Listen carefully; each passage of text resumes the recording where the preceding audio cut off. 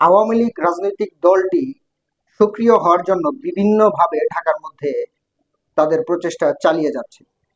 সেই ক্ষেত্রে তাদের পরিকল্পনার মধ্যে যেটা ছিল সেটা হচ্ছে ঢাকার মধ্যে অর্থাৎ ঢাকা সিটির ভেতরে মানুষের সমাগম বাড়ানো।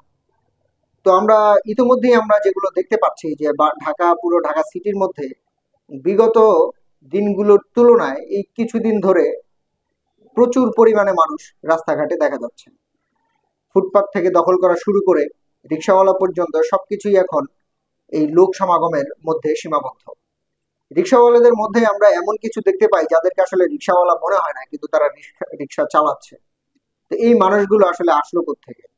আওয়ামী লীগের উদ্দেশ্যই হচ্ছে ঢাকার মধ্যে মানুষের সমাগম ঘটানো। তো সাম্প্রতিক সময়ে যে তথ্যটি পাওয়া যাচ্ছে সেটা হচ্ছে আওয়ামী লীগ সক্রিয় হওয়ার জন্য এবং শেখ হাসিনাকে দেশের ফেরানোর জন্য ঢাকায় একটি বড় ধরনের সমাবেশ করতে যাচ্ছে। যে সমাবেশটি ধানমন্ডির 32-এর বাড়ির এখানে হতে যাচ্ছে এবং সারা বাংলাদেশ থেকে প্রচুর পরিমাণে মানুষ ঢাকার ভিতরে যে কোনো উপায়ে তারা ঢুকাতে সক্ষম হচ্ছে। তো এই সমাবেশকে কেন্দ্র করে বাংলাদেশ সরকারের যে প্রশাসনিক কাঠামোগুলো আছে তারা এখন তৎপর হয়ে আছে এবং বিভিন্ন ধরনের নিরাপত্তা ইস্যুতে ঢাকাকে কিন্তু ঘিরে রেখেছে এবং বিভিন্ন জায়গায় নিরাপত্তার জন্য জোরদার করা হয়েছে এবং চেকপোস্ট কিন্তু বাড়ানো হয়েছে। তো এই সমাবেশটির মূল উদ্দেশ্যই থাকবে শেখ হাসিনাকে বীরের বেশে বাংলাদেশে নিয়ে আসার ব্যাপারে। এটি শুধু যে আসলে বাংলাদেশের মধ্যেই হচ্ছে বিষয়টা এরকম নয়। শেখ হাসিনাকে দেশে ফেরানোর জন্য ভারতেও কিন্তু বিভিন্ন ধরনের প্রচেষ্টা বা ষড়যন্ত্রমূলক বা পরিকল্পনামূলক কার্যক্রম কিন্তু সেখানে চলতেছে।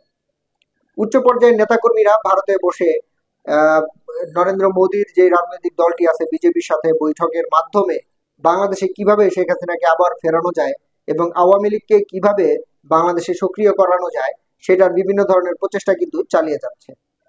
তো দেশের জনগণকে অবশ্যই বলবো যে আসলে তারা যাতে সবসময় সক্রিয় থাকে এবং আহ, সময় অনেকটাই যাতে তারা সাবধানতা অবলম্বন করে এবং প্রশাসনকে বলবো যে বাংলাদেশে কোনো ধরনের যাতে অরাজকতা তৈরি না হয় সেই ব্যাপারে সক্রিয় থাকার জন্য।